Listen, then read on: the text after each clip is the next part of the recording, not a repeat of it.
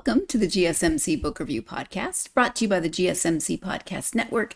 I am your host, Sarah. I am, as always, delighted to be with you to bring you another author interview. As we get started, I want to remind you, as I always do, to please like, follow, and subscribe on whatever platform you're either listening to or watching this episode on. Helps get the episode and the podcast out to more readers, such as yourselves. Also, if you are of a mind to and you would like to go to gsmcpodcast.net, there you can leave a tip, a donation, whatever you would like to call it, which will help not only this podcast, but the network as a whole. All support is greatly appreciated, whether that support is just tuning in each week or following on social media or leaving that review. Everything is greatly appreciated, but if you do want to help in a financial way, you can go to gsmcpodcast.net.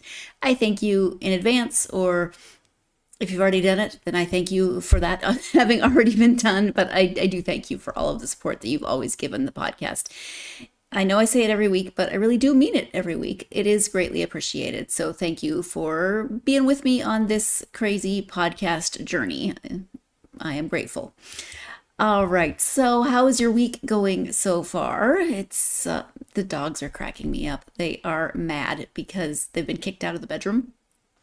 And so now they are halfway between me and the bedroom. Like, they have a bed out here, they have a bed in the office. They could be sleeping somewhere comfortably, but no, they are going to hover in the doorway half between me and the bedroom where my husband is, and just, guilt trip me probably. Anyway, how's your week going? Do you have dogs guilt tripping you? I hope not. My week is fine. Last Friday was hubby's birthday, so that was nice. Some friends invited us over for dinner, and it was just really nice. Very quiet evening, but we got out and we hung out with the friends, and they made dinner, which was great. And it was really good to see them. We hadn't seen them in a while. I'd seen them more recently than my husband had. He hadn't seen them. We figured out he hadn't seen them since my birthday. So we apparently need to hang out on more than just one of our birthdays. Because before that it had been since her birthday, and I think before that it had been since his birthday. So he's got a really good track record of hanging out on birthdays, but we need to maybe get him out to see that particular couple more often than just someone's birthday.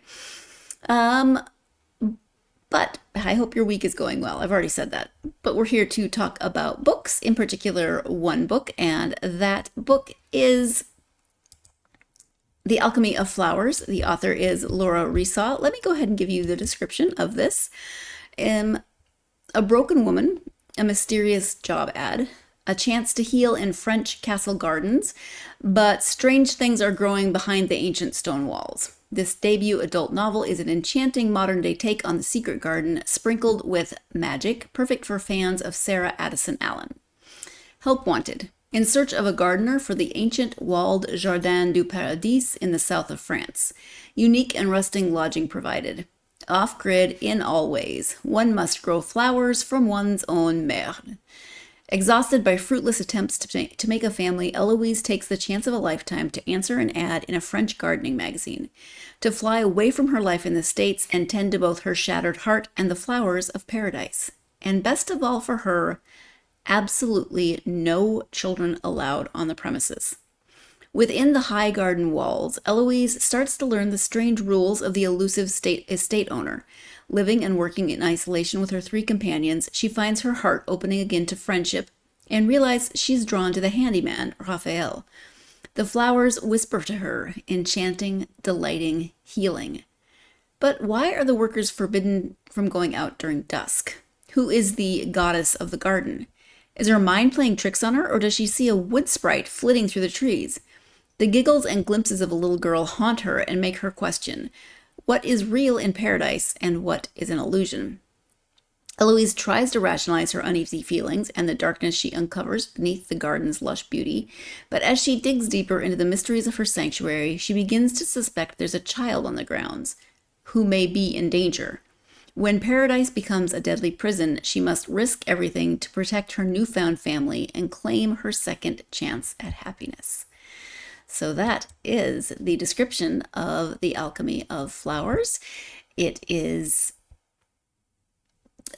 the journey of one woman trying to heal, trying to maybe find herself a little bit after some very hard things have happened in her life, but definitely trying to heal.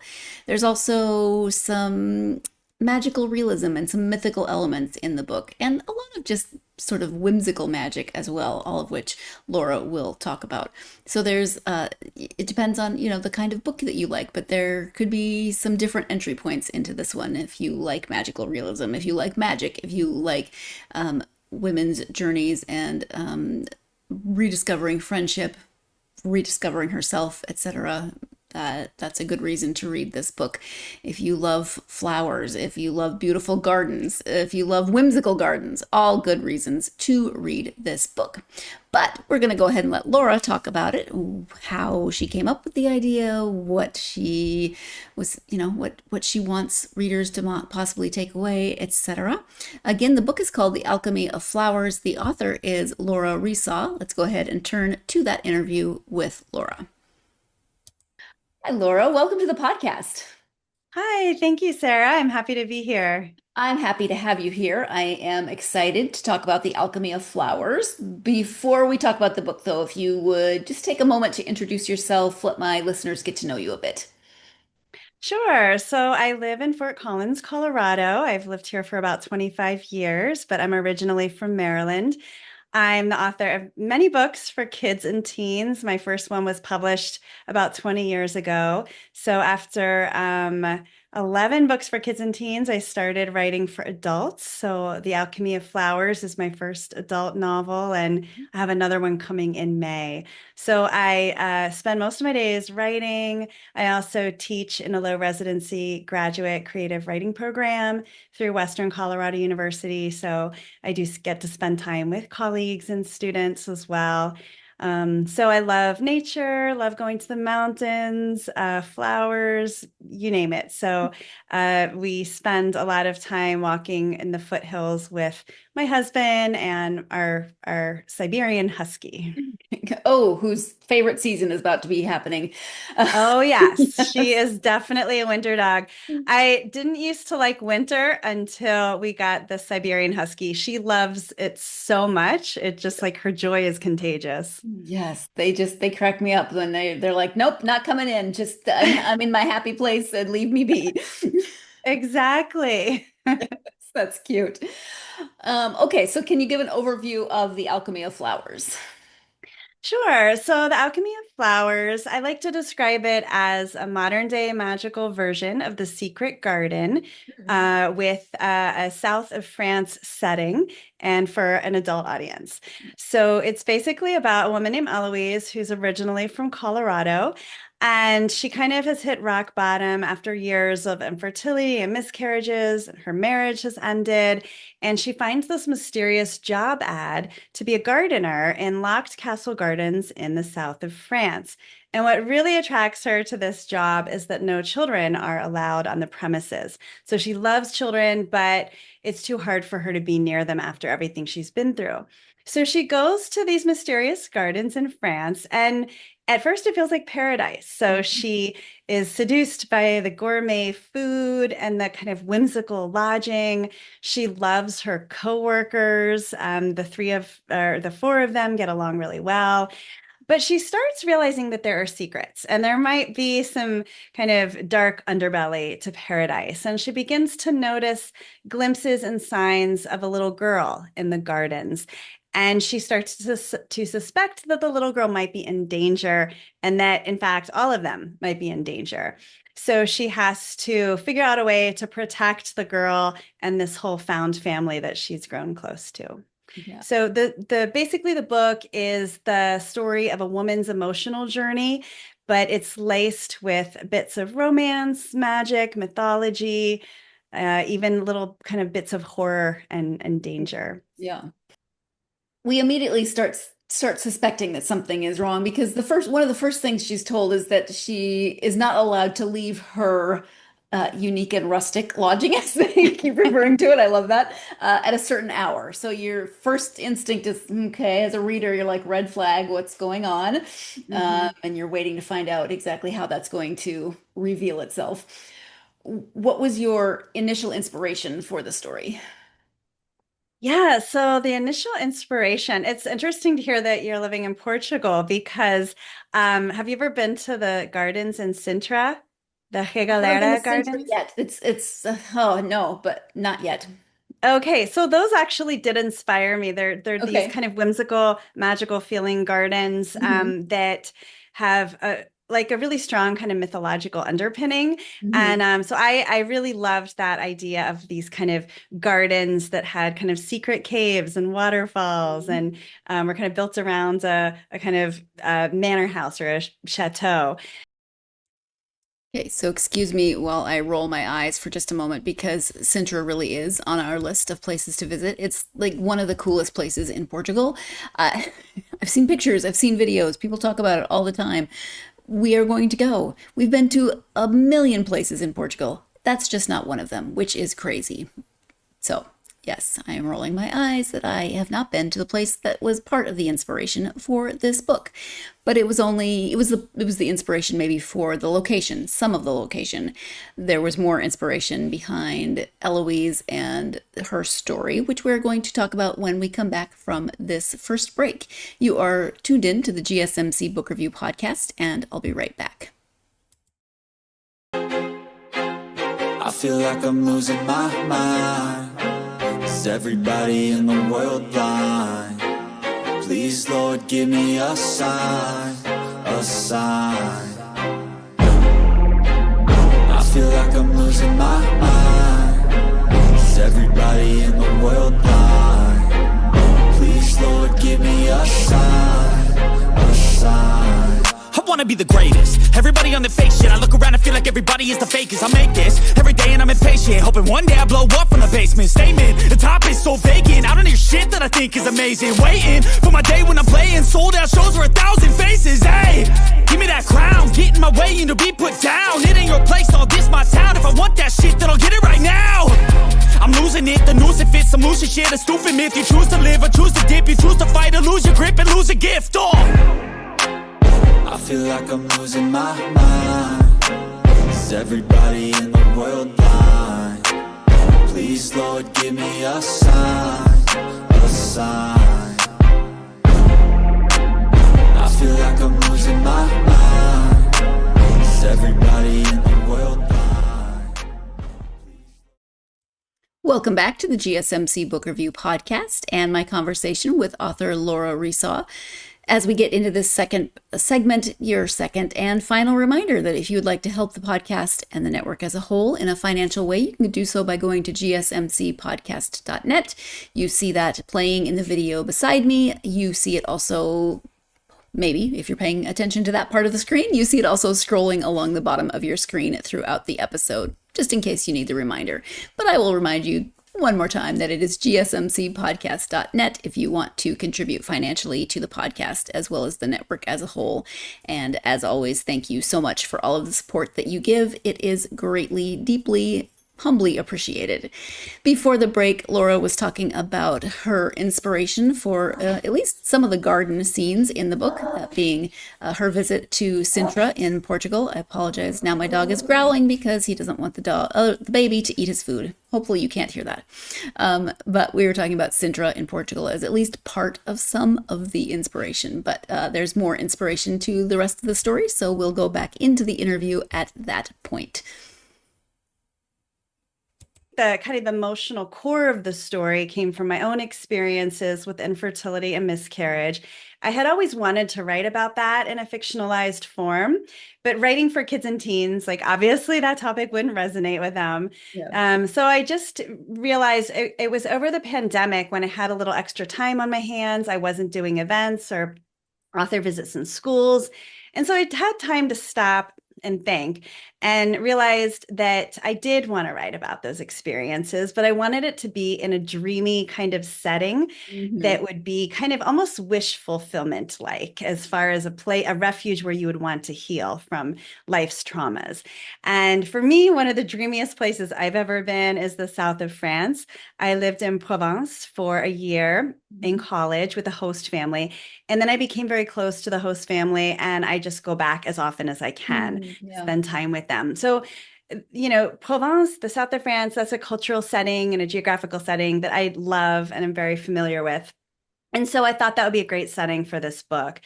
And then as far as the garden piece, I over the pandemic, with the extra time on my hands, I made a little garden in my backyard that has healing flowers in it. Mm. And so it's got like chamomile and rose and lavender, calendula. And so I would make my lotions and potions with Mm. these flowers. So I would kind of talk to them. I kind of felt like I was developing relationships with these flowers. Um, I was making teas, like herbal teas that were medicinal. I was making like kind of like melting it with beeswax and Mhm. making like balms and lotions. So it was really interesting for me, and that kind of became some foundational research Yeah. for Eloise's job in the gardens. These are the kinds of things that she's making there. So all of these pieces kind of came together in almost like a mosaic way, and I came up with the Alchemy of Flowers. Yeah. Well, you answered one of my follow-up questions, which was, do you speak French? And obviously, if you've lived there for a year, you have to have a working knowledge. Um, Yeah, it I was, do. I love languages. So I lived also in Oaxaca, Mexico for a couple mm, of years, and I go to Latin America as often as I can too. So I speak French and Spanish in addition to English, and I love languages. I feel mhm. like there's such great ways to connect with people from other countries on a deeper level. So yeah, most of my books are set in different countries and incorporate different languages. Yeah. Well, it was fun for me because my 30-year-old French that I took in high school and college, I still have enough of it to be able to read without needing. Ooh. You do a good job of explaining most of the French, but I did pretty well without having to Ooh, to that's do that. great. It's So fun. I've heard that from other people too who took yeah, French in high school or college, and some part of their brains still remember it. So I think it can be a fun exercise to let your brain kind of go down memory lane and tap into the French it once knew. yeah. My decades old French is way better than my terrible Portuguese. Oh yeah, Portuguese. I love Portuguese. That's on my list of languages that I want to learn. It's Yeah. beautiful. Well, Spanish will help you and it also won't. And French will help you and it also won't. So, Right. I found when I was in Portugal, I could understand quite a bit because of the yeah. French and Spanish, but I opened my mouth and like nothing really came out. So I think I would need to live there like you are in order Mhm. to really feel conversational in it. Yeah. Yes. But half the time I can think of something that I want to say in French and that does me no good. So, I can imagine. but let's talk more about Eloise as the protagonist. It's told from her point of view. What about her do you think will resonate with readers? That's a great question. So, her specific issues were kind of drawn from my own, which is the infertility, the miscarriages, wanting desperately to have children, loving children, but just not being able to make it happen. And so for me, that went on for 5 years of my life, and then we did end up having a happy ending. We adopted our son from Guatemala, and so with Eloise, I kind of imagined, well, what had happened if that adoption had fallen through? What would have happened if I did really hit rock bottom? And so I kind of let her take this journey of putting her in kind of a situation where she kind of burnt her life down metaphorically and seeing what happened and how she would manage healing. And I think a lot of us have been through really hard situations. And I think of it in terms of life kind of handing us this big platter of crap. And Mhm. what are we going to do with it? Like, we didn't ask for it, we don't want it. But how are we going to transform it and maybe even create something beautiful out of it?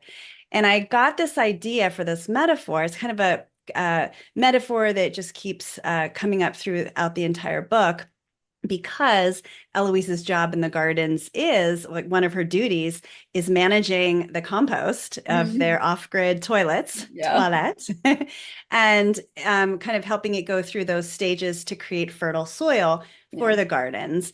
And I got the idea because we have a little off-grid place in the Rocky Mountains, about an hour northwest of our home. And we have a beautiful, I think it's a beautiful composting toilet. My husband and son built it for me for Mother's Day one year. And I think it's beautiful, much like the ones in my book. Mhm. But I was kind of managing that one day. It's kind of really like a glorified bucket, you could say. Yeah. And I noticed, like looking at the hillside, that the place where we dumped the fertile soil that, was originally human waste, Yeah. that place on the hillside just had abundant, beautiful wildflowers growing on it. And I just thought, wow, like this is a beautiful metaphor right in front of my eyes about how do we compost the crap that life gives us and turn it into something like flowers, turn it into something meaningful and full of wisdom and beautiful. Yeah. Yeah. Which Eloise works very hard throughout the book too. She learns a lot about that, and we won't go into too much detail as to where she ends up or what she ends up doing, but she works very hard at that lesson. You mentioned that you wanted this kind of dreamy setting for her to work through a lot of her issues and face some of those issues. Did you know going in that it would have the level of like magical realism and myth, or did that evolve as you wrote? Yeah, I did have a sense that I wanted there to be bits of magic, kind of magical realism. I wanted it very grounded in reality, but I just wanted bits of magic and wonder and whimsy coming through. And most of my books for children and teens also have a similar vibe as far as bits of magic and mythology woven in. And I think part of it is I just see the world this way. I think ever since I was a child, I see things filtered almost this way. And even as an adult, I've often thought about my own kind of challenges in mythological frameworks, kind of in a Jungian way, or like Joseph Campbell or Clarissa Pinkola Estes. So these are people who look at myth as a way to understand what's happening in our own human psyches, and as kind of maybe giving us some guideposts as far as how we might be able to see challenges as a way to transform. And so that's always resonated with me. So it seemed natural for me to put that into the book. And I also knew I wanted to add some like eerie, creepy, dark elements. I thought, I realized the book's going to be kind of boring if she goes to paradise and everything is just roses and sunshine. Right. So I did want, these kind of darker shadows to paradise and some mysteries and danger. And that comes largely in the form of these goddesses in the garden. So you have these kind of creepy statues that kind of illustrate the darker side of goddesses. And then you have a lot of triple goddess mythology from, Celtic mythology, Greek, drawing on multiple different cultural traditions. And there's kind of this mysterious kind of owner of the garden who calls herself the goddess of the gardens. And we start to understand that she's actually a pretty threatening, dangerous presence. And so I wanted to allow the magic to be whimsical and fun. Eloise can talk to flowers and they talk back to her. But then I also wanted it to be a source of kind of tension and mystery and danger. Yeah.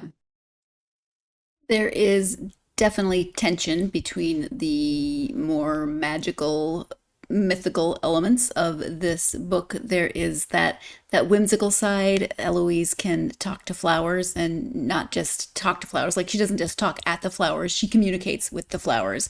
But there's the darker side. There is the mysterious goddess. There's the question of what is really going on in this garden, and how dark is it, because it starts to feel very dark, and Eloise becomes concerned about a lot of things. So there is definitely a tension within the magical elements of this story. But we are going to take our second break of this episode. When we come back, a little bit more about that tension. We have the goddess, as I mentioned, and then the way Eloise sees herself also kind of fits into that tension. So we'll be talking more about that. You're tuned in to the GSMC Book Review Podcast, and I will be right back.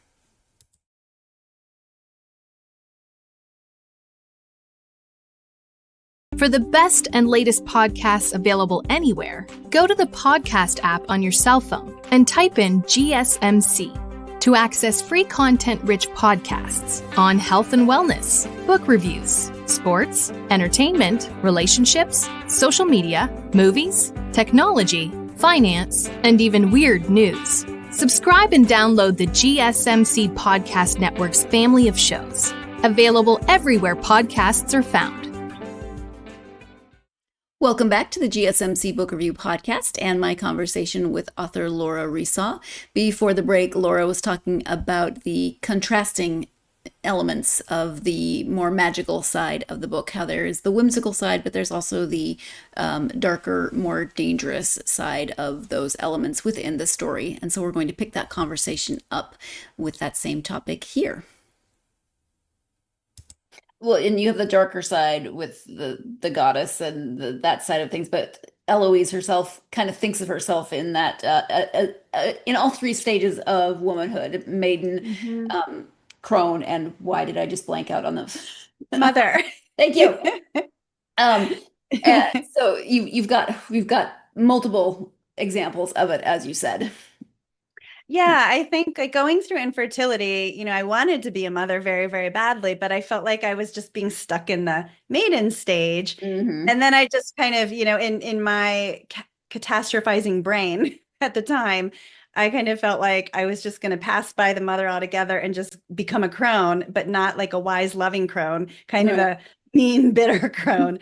So, again, that was some of the mythological framing that I was doing in my own mind. And I kind of let Eloise work through some of her challenges in that similar way with similar kinds of imagery. Mm-hmm. And when you start writing, do you have a really good character sketch of all your characters before you start, or do you prefer to let them evolve as you write, or somewhere in the middle? I do a lot of brainstorming before I start writing. And so I usually just have a little notebook that I handwrite in it in the early stages. And I'll do character sketches, maybe even bits of dialogue, little bits of their backstory, kind of brainstorming what the plot might look like, what the character arcs might look like, how they might tie into the plot. So after usually a few months of this brainstorming, then I'll kind of sit at the computer and kind of put it in a file, in a document, in a somewhat organized way.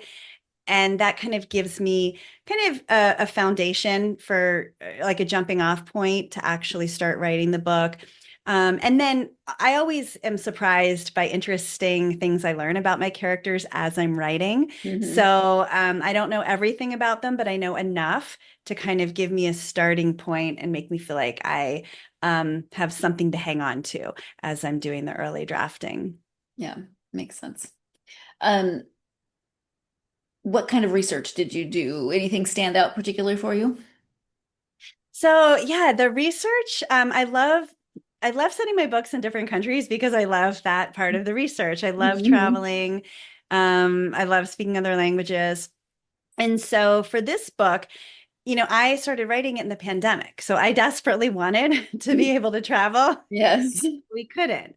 And so I was basically just traveling in my mind. And as I was writing this, I was kind of remembering how it felt to be in the south of France and kind of immersing myself in those memories. And I knew that so I had a handle kind of on the geography and the culture of the region, but I wanted like the castle and the castle grounds to really come alive. And so I looked online on YouTube, they have drone tours of different castles in the south of France. And so it was just a magical experience to kind of, in particular, I focused on a castle called Lourmarin in the Luberon Valley. And that's a castle that's kind of a mishmash of different eras and history. So you've got medieval parts, you've got Renaissance parts, you even have layers of like Celtic and Roman history underneath it all. So I liked having a firm understanding of what kind of the architecture was like and the history was like. So I did base my castle off of the Lourmarin castle. And then after the pandemic ended, or after we were allowed to start traveling again, I did go back to Provence and I went to this castle with my French family and took pictures and took notes. and, just experienced how does it feel to be inside this place with all my senses. I like to have a very multi-sensory approach to writing setting. And then I also looked at it was June. I looked at all the flowers there and just made mental notes. Well, and actually notes in my notebook of the flowers that were there. Because even though the flowers are magical in my fictional garden, I still wanted to have, the flowers represented that are most kind of I don't know, the most classic flowers that you would find in the south of France and on castle grounds, like lavender and like oleander, and they're just I wanted to give it that real grounded feeling in addition to the magical elements with the flowers. So that was my main research. And then I always and then my own research with my flowers in my garden and doing hands-on kind of making of different like lotions and potions and teas with the flowers. And then as far as the other characters, there's a Vietnamese French character named Bao. There's a Senegalese French character who's a refugee. Her name is Mina.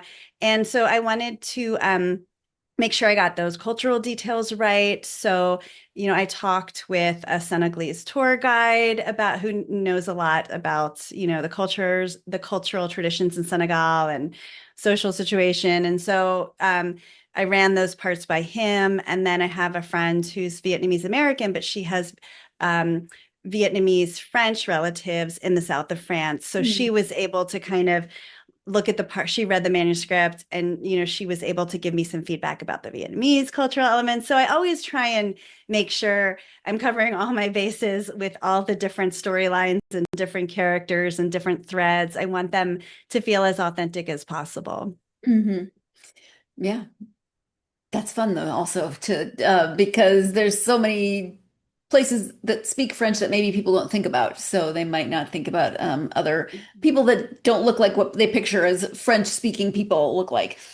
Exactly. Yeah. I mean, that's true, especially in the south of France and the proximity to Africa. It's very multicultural there. Yeah. It's and a lot of people don't realize that. Yeah. One thing that resonated with me was the aspect of found family with Eloise and how that evolves for her throughout the story. Is that something that you hope readers will take from the story, or what is your hope that they might take away from the book as a whole? Yeah, I love incorporating found family elements into, I think all of my books have aspects of that. I think, Eloise goes there feeling extremely alone, extremely isolated. She's cut everybody in her life off because she feels they can't understand what she's going through. And then when she gets to the gardens, one of the other residents there, who ends up being her love interest, describes it as a refuge for the broken. So he explains they all have been broken in some way, and that's why they're there. And she feels bonded because they all have their unique trauma or tragedy that they've been through, the crap that life has handed them that they're trying to work through. And so she bonds with them, and she finds that, having these close friendships is a necessary ingredient to healing herself and for them to heal themselves. So it felt important to me to have other people as an integral part of her healing journey. And I don't know, I love stories that have those heartwarming elements and where you have quirky characters that are connecting in interesting ways. I find that really interesting to read about, and I love incorporating that into my stories. Because of the insular nature of the community in which the characters of this story live, you don't have a huge cast of characters, but those heartwarming moments are incredibly important as Eloise works to figure out what she wants in life, how she is healing. And each of those characters, the secondary characters, help her in some ways, especially the three other employees there in the gardens.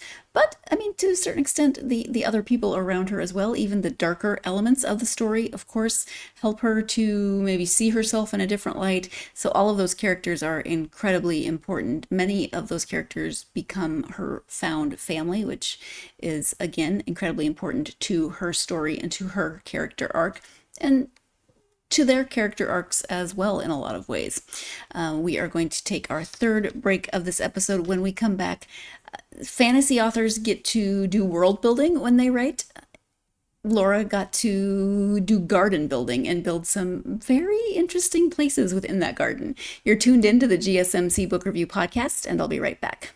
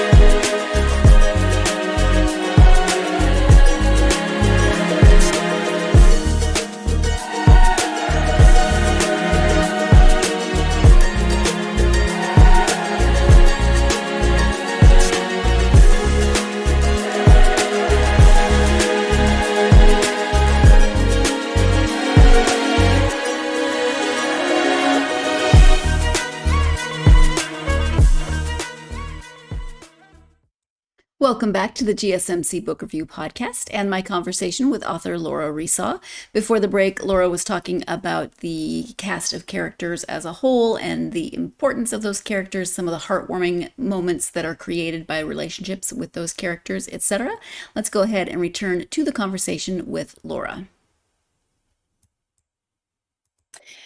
You talked about the drone tour and then actually visiting the castle in the south of France, but what about the rest of the gardens? Because where Eloise and the other workers live is quite unique. So what was that world building like? Yeah, so the lodging there, a lot of this is wish fulfillment for me. You might be able to tell that I love like tiny houses and that I love nature. But so Eloise lives in a tree house, like a very fancy, beautiful tree house with multiple rooms. And then Bao lives in a yurt. Mina lives in a little hobbit hole. And Raphael lives in a vardo, like a Romani caravan. And so these are places that I would love to to spend time in. We have 2 vintage trailers. We have one in our driveway that I actually use as a creative space. And especially before we did our renovation in our house, we had a very tiny, our home was very tiny with just 2 bedrooms. And then our son was about to come from Guatemala. And I had to give him my writing room. I didn't have a writing space. I had writing, deadlines for books. I panicked. And so I found a little 1950s trailer on Craigslist and impulsively bought it. And we put it in the driveway. And that's ended up being my writing studio. So we would hire babysitters who would watch our son for a few hours. I would go into my little trailer. I would write my heart out and then I'd go back. So I have this special bond with little trailers. And then we also have at our land up in the mountains that I mentioned, the off-grid, we have an off-grid cabin. It's very teeny tiny and we mostly built it ourselves, but it's one of my happy places. So I just have a fascination with cozy, tiny living spaces. So I thought it would be fun to give that experience to my characters and to my readers. Yeah, it was fun to imagine how everything looked, and very, very well, secret garden, but not because yeah, a little weirder. Yeah, yes, something like that. Yes. You mentioned you have another book coming in May. Do you want to talk about that a little bit as well? Sure, that's called The River Muse, and it also has a South of France setting, but completely different characters. But it also is about a woman's emotional journey. So she has been in a controlling and manipulative relationship with an older man, and finally things get to the point where she escapes and she goes to the South of France with her young daughter. And they take refuge in this little French village on a musical, magical river. And so they are enchanted by this place. They become close with other people in the community. There are truffle hunting dogs they also become close with. Um, but eventually her ex does track her down. And then she has to kind of reclaim her voice, reclaim her sense of self, and stand up for this life that she has created, that she loves, and these people that she has come to love. So it's also a story of a woman's journey with some magic, with some romance, mystery, secrets, and, kind of edged with danger. So I think people who like The Alchemy of Flowers will hopefully also enjoy The River Muse. Yeah. What challenges did you find from switching to children's and teens books for children and teens to writing for adults? It was challenging because I had written like for decades I had been writing for kids, and I had kind of mastered that kind of young voice, I think, in my writing. So when I did turn a first draft of this book into my writing group, the response was like, "Oh, we love the flowers and the food and that little houses, but it sounds young adult." So I had to really look at it and figure out, how can I make the voice sound more adult? And so, I looked at things like word choice. I gave myself permission to use bigger words. I looked at like the layers of self-awareness. I think as an adult, we might have a little more awareness of situations and our own responses in situations. And we're drawing on decades of memories and decades of experiences that all come into our interiority, our reflections, our voice. And so in the next drafts and the revisions, I allowed myself to kind of layer in these things, have more sophisticated vocabulary. And at that time, my writing group felt like, okay, it's working now. So I was happy about that, but it was challenging. It did require some extra work. But I was glad to kind of bring the sense of whimsy and wonder from my books for younger readers into my adult books. It was important to me to include some of those things, but with adult experiences and an adult voice. Yeah, makes sense. You've written for a while, obviously. Was it something that you always wanted to do when looking back at your childhood? Did you always want to do it, or did you decide later in life? How did that work for you? Yeah, I was one of those kids who, from the time I learned how to write, I was writing stories. So early elementary school, I was writing my first stories, and I just remember how magical it felt to just have something in my imagination that I could like tangibly share with my family, with my friends. It was so thrilling for me. And I'm lucky that my mom is an educator. My mom's in lots of book clubs. She would read books to me before bed every night up through middle school. So books were always such a central part of my life. I was really close to my childhood librarian. We're still friends today. So it's just been a central, the kind of core of my life. So I kept writing stories and kind of like illustrating them through elementary school. I got more shy in middle school and high school about sharing my writing, but I kind of did it in secret. And then in my 20s, that's when I started writing my first book that did end up getting published. It took many years for me to write it, but it's called What the Moon Saw. And so that came out in 2006. Okay, thank you. What piece of advice, if you could boil it down, would you maybe give to somebody who wants to write?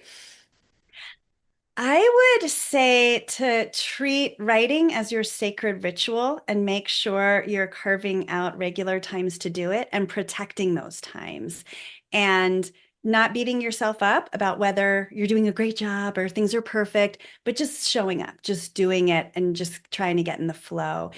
And I ideally joining a writing group or having a writing partnership of some sort, because that way you're gonna hold each other accountable for getting writing done. You're gonna be cheering each other on. You're gonna be helping to elevate each other's work. So I would highly recommend bringing some other writers into your life in a meaningful way. Okay. As Laura was talking just now, what my brain kept conjuring was a hype crew of other writers. Get yourself a hype crew of other writers, or a hype crew in general, someone, and be the hype crew for someone else in turn.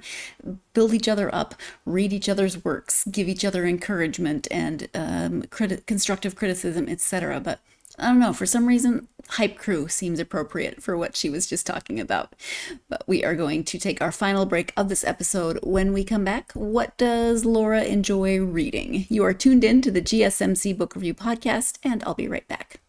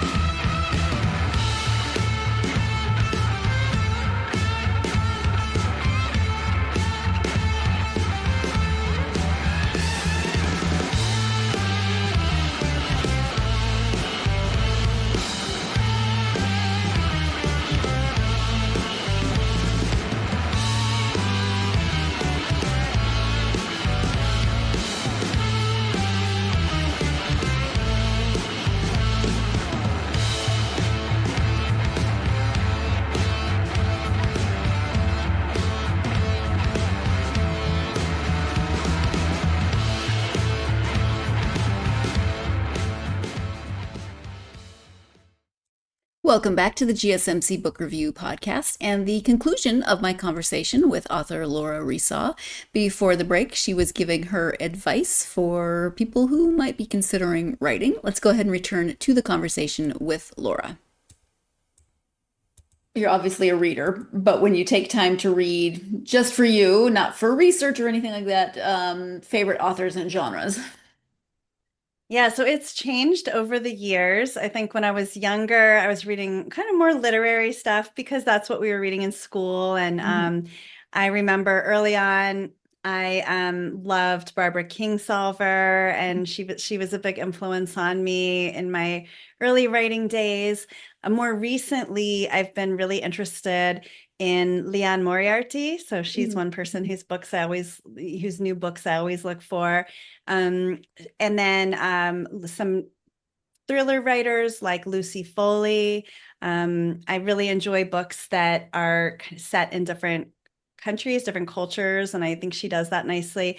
And I like, with both of those authors, they're exploring interesting characters, but there's kind of this underlying sense of suspense or danger or mystery. So I like having that extra layer that kind of keeps readers curious and turning the pages.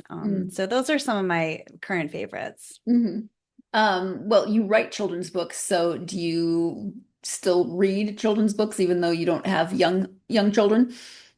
I do, yeah. And part of it is that my writing community, for many, many years was mostly children's writers. So there's a really, really strong community that I'm still part of, and we support each other in really great ways. So I always read their work. An example would be Megan Freeman wrote a wonderful book in verse called Alone, that's set in Colorado and kind of has some dystopian elements. But we all support each other. I'm always eager to read their books when they come out. So yeah, I'm kind of juggling picture book, middle grade, young adult, and adult in as far as what I'm reading these days. And how about writing? Are you still planning to write young adult or for teens and children, or do you want to switch more permanently to adult? What do you think? I think, right now my upcoming projects are in the adult world, but I still have things happening with some of my young adult and children's books. One of them was optioned for film, so I'm in conversations with the producer about that. And then I do a lot of school visits, author visits. So that keeps me really connected to kids and to educators and just kind of keeps those books alive for me. So I do have some other ideas for children's books. One of them is actually a collaboration. I enjoy doing collaborations with Indigenous Ecuadorians. I've done two so far. I'm considering doing a third. So I'm not ruling out the possibility of more books for kids and teens, but I think for the next year or two, I am pretty focused on the next couple adult books coming out. Okay, makes sense. If people want to know more about you and your books, website and any social media you're active on. Yeah, so it's easy. My website is just my name.com. So LauraResau.com. And same for my Instagram handle. It's at Laura Resau. And Instagram's the platform I'm on most, but you can also find me at author Laura Resau on Facebook. So those are the main places. And then you can always email me through my website if you'd like. Okay. I'm just looking at your name now. You have more than the normal share of vowels. That's a good way of putting it. I do.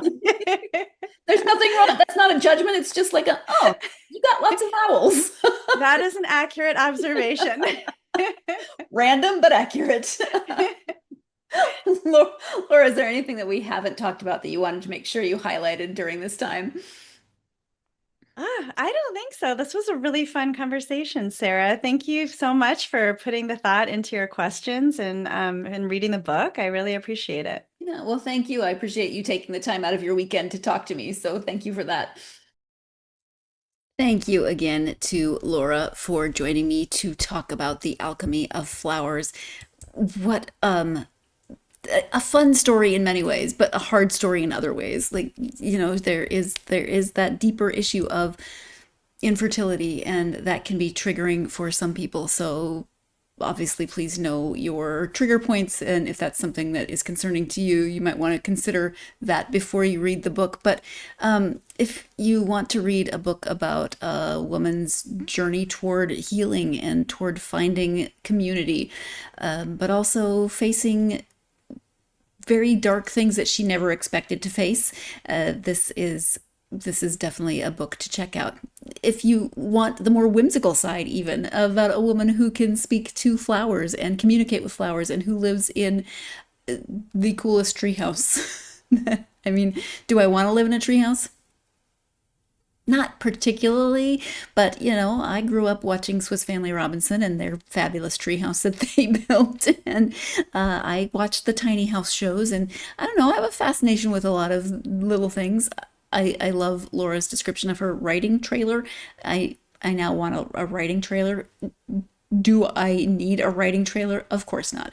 Do I now want a writing trailer? Of course.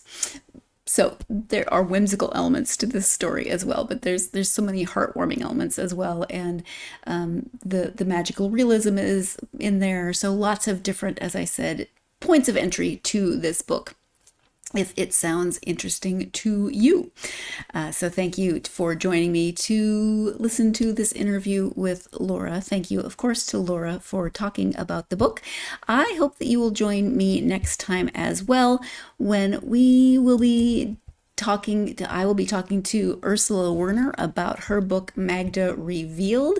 This is historical biblical fiction. So this is the story of Mary Magdalene, or however you know her. There she goes by lots of names, and lots of not so polite words that have been used to refer to Mary Magdalene. But this is the story of her and her relationship with Jesus, or Yeshua as she calls him, and it may challenge some of your beliefs. It may not, or may give you some food for thought in terms of what you think about, maybe not beliefs, but what you think about the Bible, about Mary Magdalene, about Jesus, about relationships, about a lot of different things. It may challenge you, it may intrigue you, but I'm really looking forward to talking to Ursula about this book. If you know anything about my history and my master's degree and my life a million years ago, then you know that I'm very much looking forward to this conversation with Ursula and enjoying what I'm reading of the book so far. So please do join me for that conversation on the next episode. In the meantime, though, if you are a fan of this podcast, my little fan club back there cracks me up. If you're a fan of this podcast and you have not done so already, please do like, follow, and subscribe on whatever platform you're either listening to or watching the episode on. Again, helps the algorithm get this podcast out to more readers such as yourselves, and I appreciate the support. Something else that really, really helps the algorithm is to leave a positive review. If you've not done so and you are willing to do so, I would be very grateful. As I always say, also, please do that for the authors you read as well. Many of them sometimes can get lost in the giant world of books that we are privy to. There's so many books in the world, and that's wonderful, but sometimes they get lost in the internet. So triggering that algorithm by leaving a review is incredibly helpful. So leave for your favorite authors for this podcast, maybe, if you are of a mind to do so. I would be greatly appreciative. Also, if you're on social media and you want to follow the podcast, you may do so on Facebook, X, Instagram, TikTok, and Blue Sky. Please come follow the podcast and ask me questions. I love hearing your questions. Tell me what you're reading. Be as nosy as I am with authors that I talk to and ask me questions, or also help feed my own nosiness and tell me what you're reading, because my TBR list is it's not nearly long enough. I'll never finish it in this or the next 10 lifetimes. I need more books to add to it, clearly. So please come find me on social media, find the podcast on social media, and tell me what you're reading. And tell me as you are finishing the year, because wow, 2025 is coming to a close in not that long. Are you going to hit your reading goals? I hope so. And if you don't hit your reading goals, don't sweat it. You read. That's the important thing. Whether you read one book or 1,000, you read. Good for you. I support that. All right. Thank you for tuning in to this episode. I hope the week is treating you really well. If it's cold, I hope you're happy about the cold. I hope you're ready for the cold. If you don't live where it's cold, great. Try not to rub it into the people who are maybe experiencing snow already. But whatever the week is throwing at you, I really hope it gives you plenty of time to get yourself lost in a good book. Thank you so much, and I'll see you next time.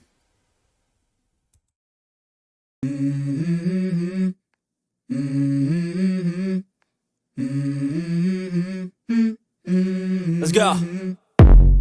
I wake up to a little bit of drool on my pillow, feel like it's gonna be a bad day.